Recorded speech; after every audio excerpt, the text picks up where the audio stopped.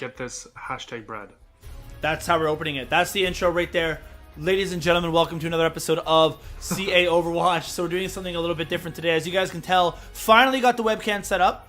I'm going to try to make this work as best as possible. If you're watching this video and there's no webcam, that simply means that I failed. So hopefully we succeed, and we had this up for you guys and everything's working well. And if we don't, then I apologize. It will be up next week, I promise. Yeah, and we'll fix Chris's because he's way too good looking not to be on camera. So with that out of the way, let's... somehow, right? Yeah, exactly, right? With that out of the way, let's get into it. So, this isn't the greatest episode in the world. I actually haven't watched the final two maps of Boston versus Toronto Defiant yet. I watched 1 and 2, something came up, and I watched the 5th one, so Chris is going to have to carry the conversation in that regard. We're going to quickly go over the 2 games that had just happened, and then give our predictions for next week, which has 2 massive matchups. For those of you who aren't following it, or who don't know, even though you should, we play the Dallas Fuel at home. It's like, I think it's that weekend. And then we also play Philadelphia Fusion. 2 very, very winnable games that we could easily lose. 2-0 means that we can guarantee our way to stage playoffs potentially. 1-1 means it's going to be really tight. And 0-2 basically means our stage is done, and I will be disappointed in the team. So with that out of the way, let's get into it. Chris, first game versus the Washington Justice. Just give me some of your quick takeaways. Obviously, Toronto wins it 3-1. That's how we predicted. What were your thoughts? Quick takeaways. IM is either a god or he's feeding.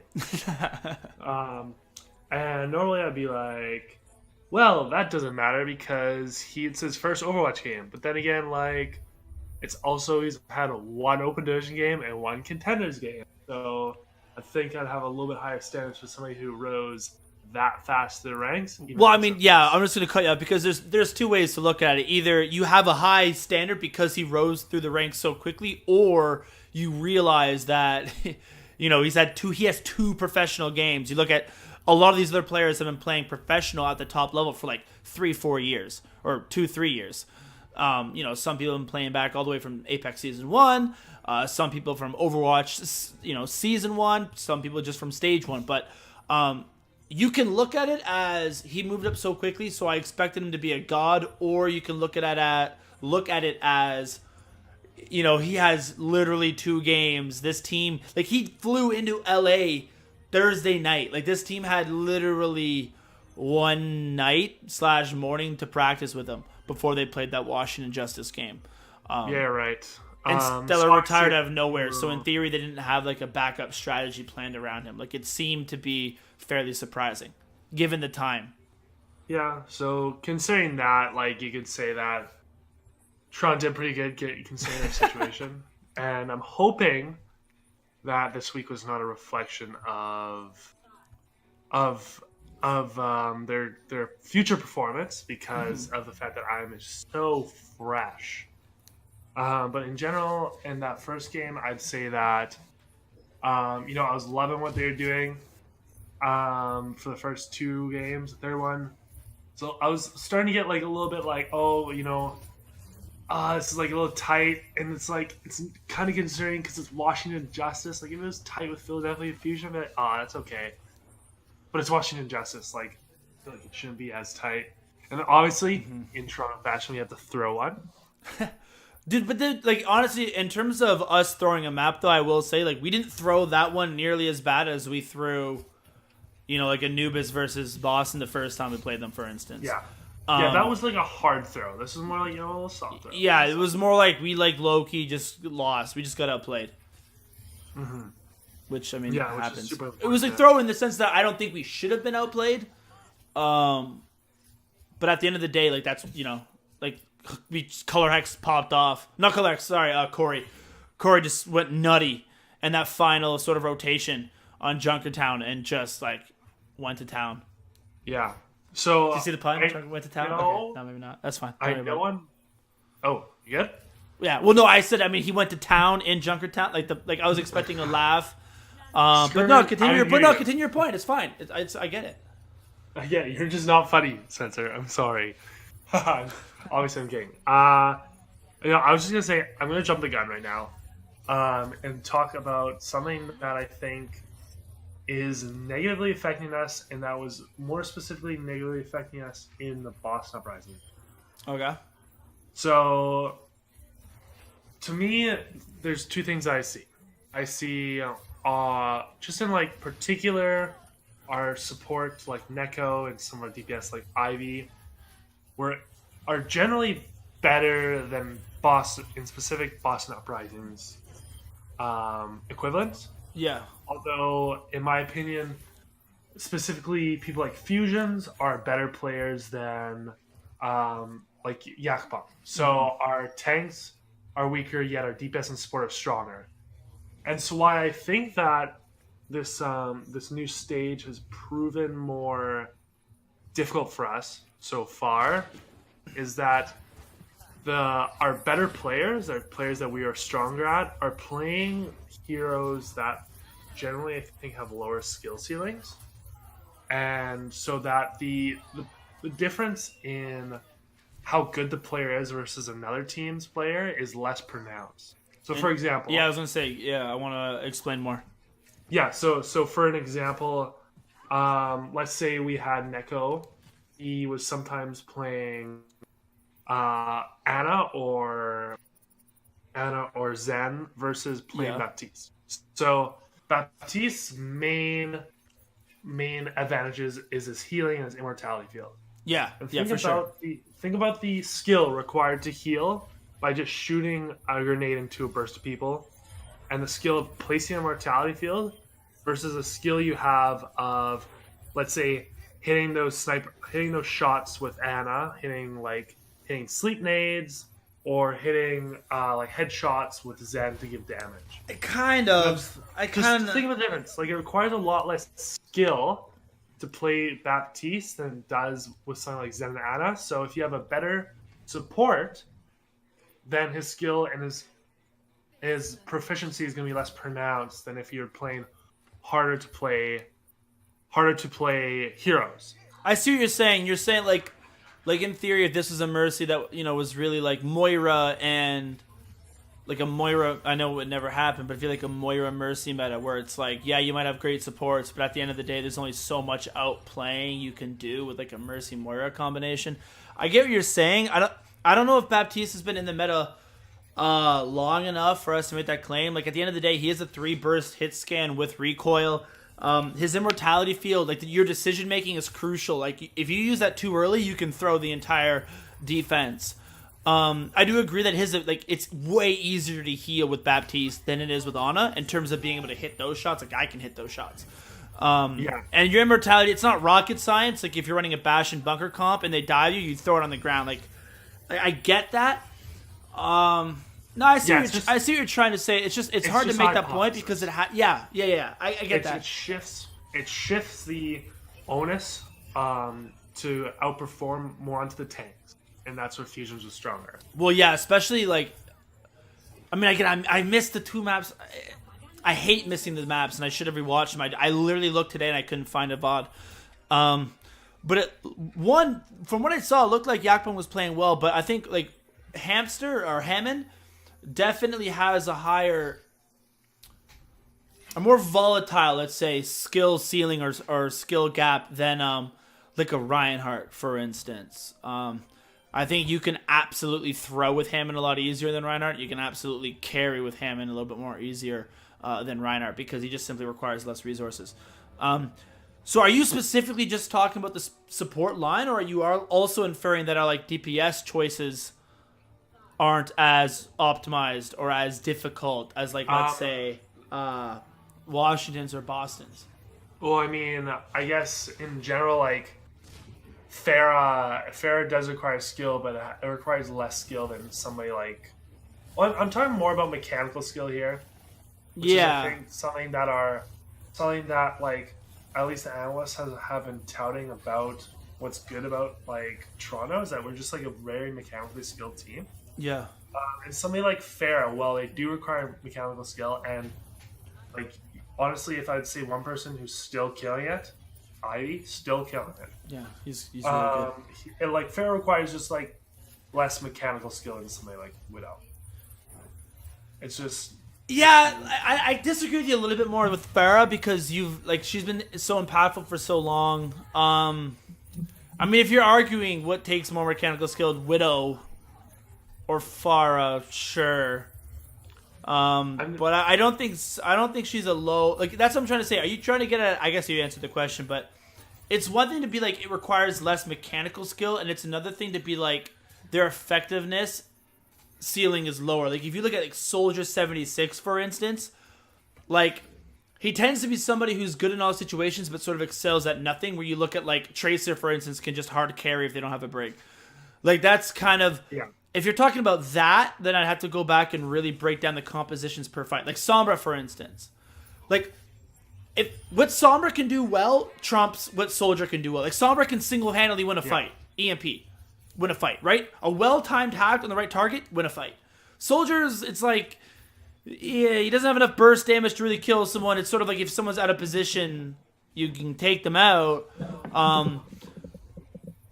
But I did notice that we were running a lot more Soldier than I think that I was used to. I know he got the buff. I know he went from 19 to 20, which everyone goes, that's just one damage, who cares? But when you look at the amount of bullets it takes to kill somebody, it actually is impactful.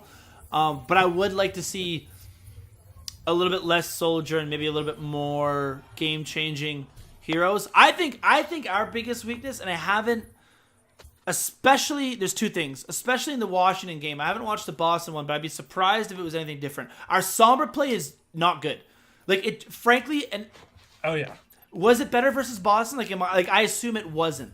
Because that's how little faith I have in our ability to play Sombra. Yeah, it was just like, hard math. Like classic as before, Yeah, like, so, I think we're not very good at Sombra, and we consistently try to play Sombra, which is becoming an issue, and we're just unable. Like we struggle versus good Widowmakers. Like if you watch the top 5 clips of the week, the past 2 weeks, it was literally there's like the past 2 days, like the first 2 days. Sorry, it was Color Hex popping off against us and Corey popping off against us, and like Color Hex is considered the best Widow from Australia, which I mean. Like, we're going to have to wait and see how good that really is because I don't think he's played enough games for me to be like, he's a top-tier Widow in this league. There's being the best Widow in Australia and being the best Widow in Korea are two very different things. So, yeah.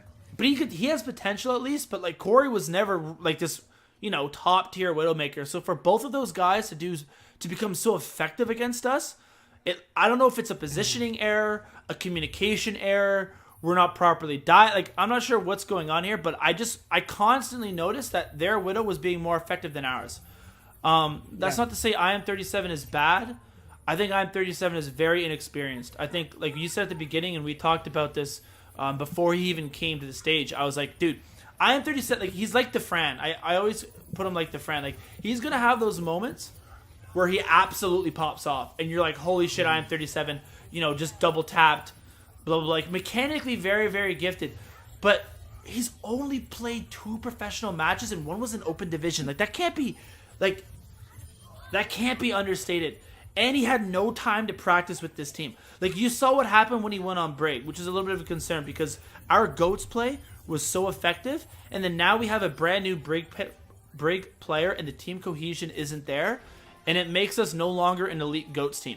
So we're like, trying to learn and adapt to this DPS meta, which isn't our strength, and we also can't fall back on our comfort, which is our GOATs, because we're missing Stellar, and we're in this really weird position. So there's moments when IM37 is going to absolutely pop off, and you're going to be like, holy shit, this guy's a god, and there's going to be moments where he switched to break versus the Justice, and then died first instantly, 4 straight fights.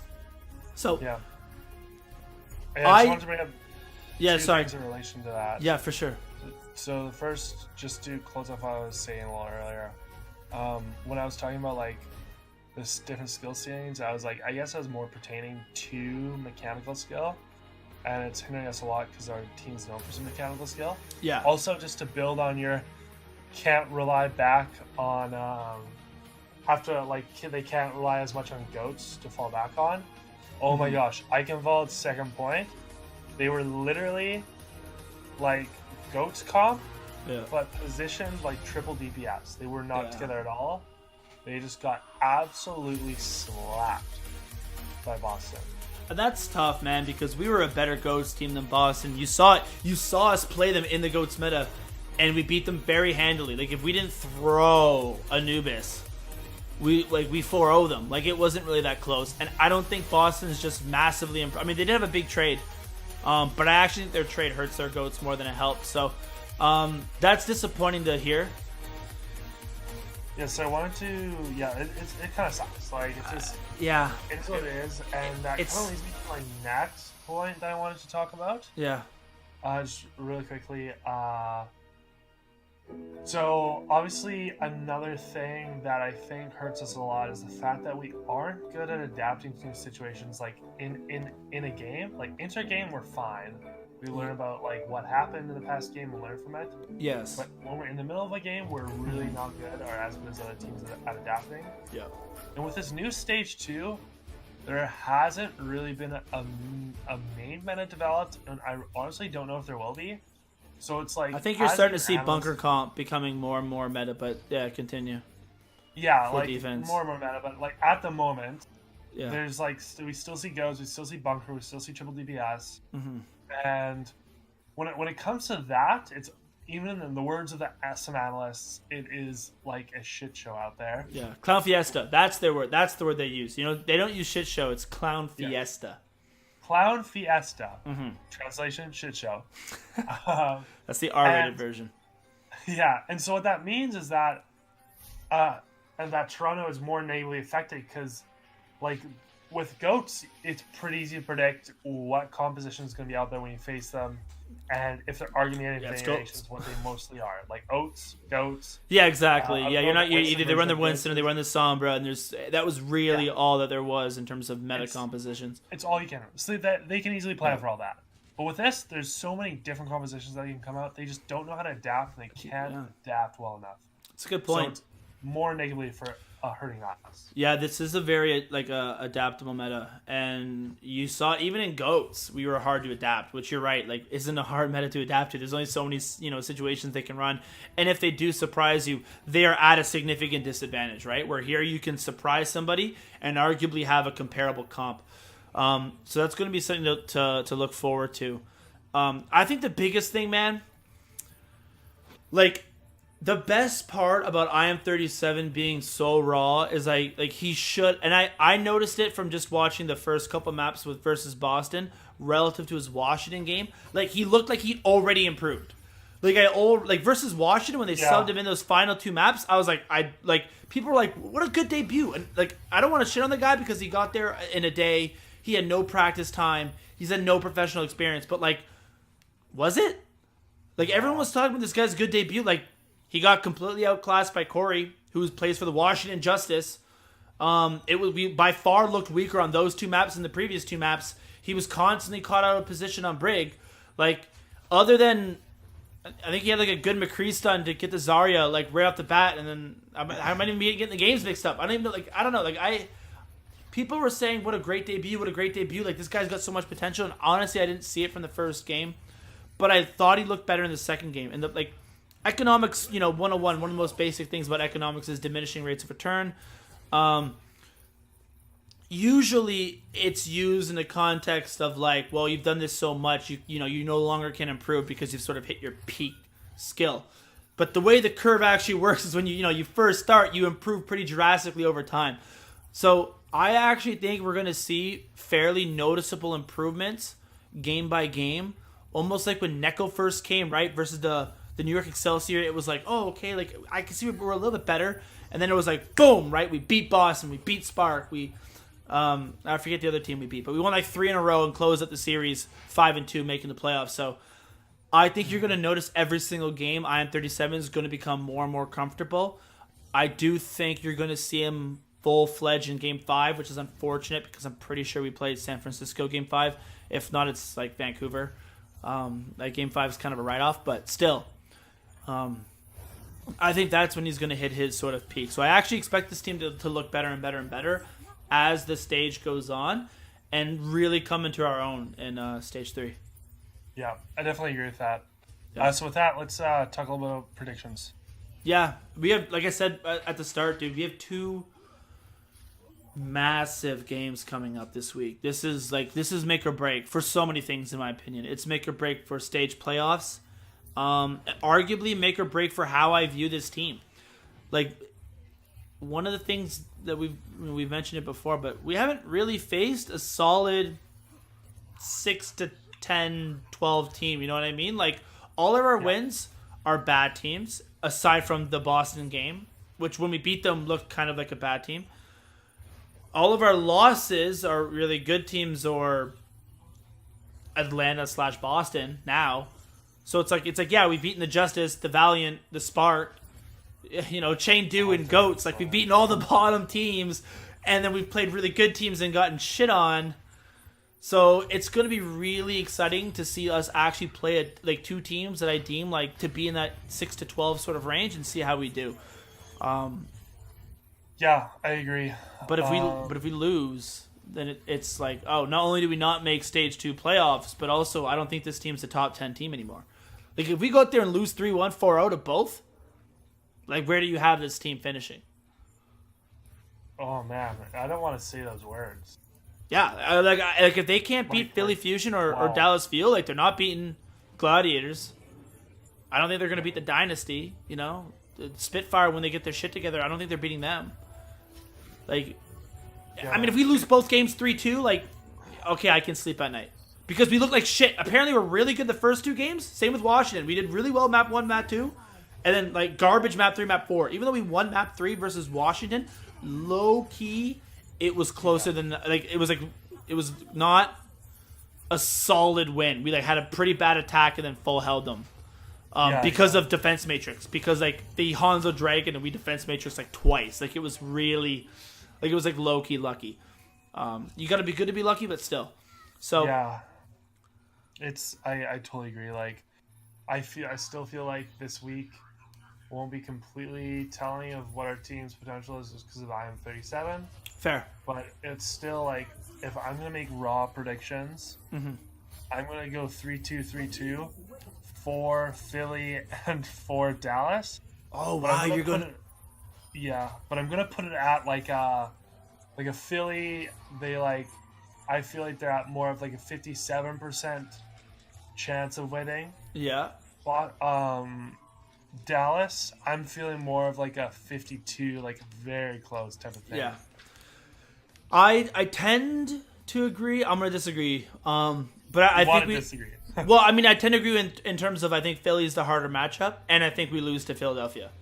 I actually have us losing 3-1. I haven't looked at the map selection. My rationale is I think we lose the last 2 maps because we haven't performed well. And the main thing is we've looked bad against good Widows. Look, even going back from when we faced like Linkser in game 1, it took us a bit. We looked bad against Corey. We looked bad against Color Hex. And Philadelphia's got this guy called Carpe. Don't know if you heard of him. And then if you try to shut him down, they also have EQO. So I think stylistically it really doesn't work in our favor. I think we're a better team. In Goats, I think we beat them, but in this, like, it looks like it's going to be a hit scan sniper meta, and I think Philadelphia is going to beat us 3-1. I have them winning the Koff map. I have us winning map 2 and then losing the last 2. I think it's close. If we win that Koff map, I think we can actually win 3-2.